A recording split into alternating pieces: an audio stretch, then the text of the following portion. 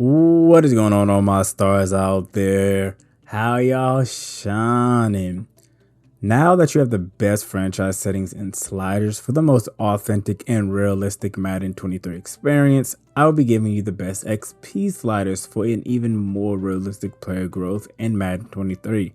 If you happen to miss the best franchise settings video, click the video in the top right of this video and watch that before you continue on to this. So, what do we do with these XP sliders? Here we go.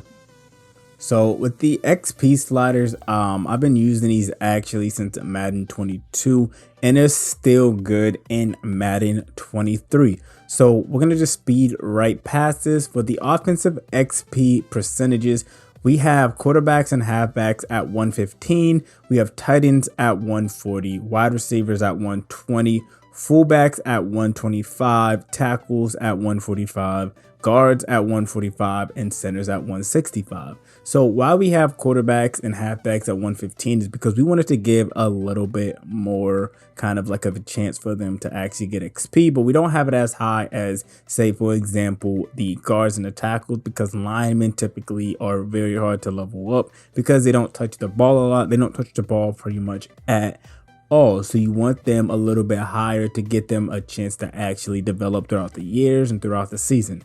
Quarterbacks, halfbacks, and wide receivers typically touch the ball a lot and the most.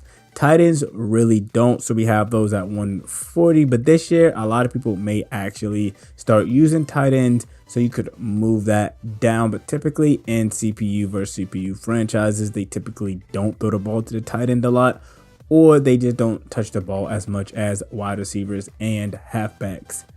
On the defensive side of the ball, we have DEs at 140, defensive tackles at 160, middle linebackers at 120, outside linebackers at 120, cornerbacks at 115, free safeties at 115, and strong safeties at 115. And again, the reason why we have DBs at 150, they're the ones that actually get the picks. They're the ones that make the big plays during games and pick sixes.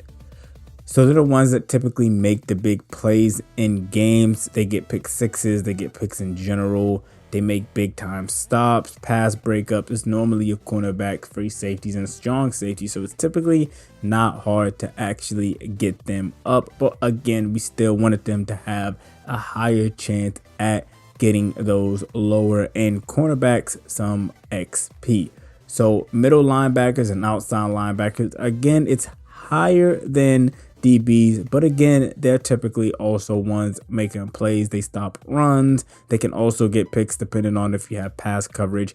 And again, your outside linebackers can get sacks. Your DTs and your D ends are again oftentimes super hard to level up depending on what defense that your CPU decides to run. They could be kind of hard, and sacks aren't that easy to come by in CPU versus CPU unless you have dogs. But again, having this up just allows them to kind of be on par with the DBs and kind of develop at a realistic rate. If you think that any of these are too high, or that you see in yours that somebody or a position is getting XP a little bit too fast, feel free to knock it down like 5 and test that. Finally, with special teams XP, we have kickers and punters at 180 and 150. And this is because these two positions are by far the hardest ones to actually level up. Even when you do kick power, kick accuracy, you sometimes don't even get that trait when leveling up. You'll get some random stat that doesn't even matter. And again, these really only level up when you're either kicking field goals, a lot of them, or punting.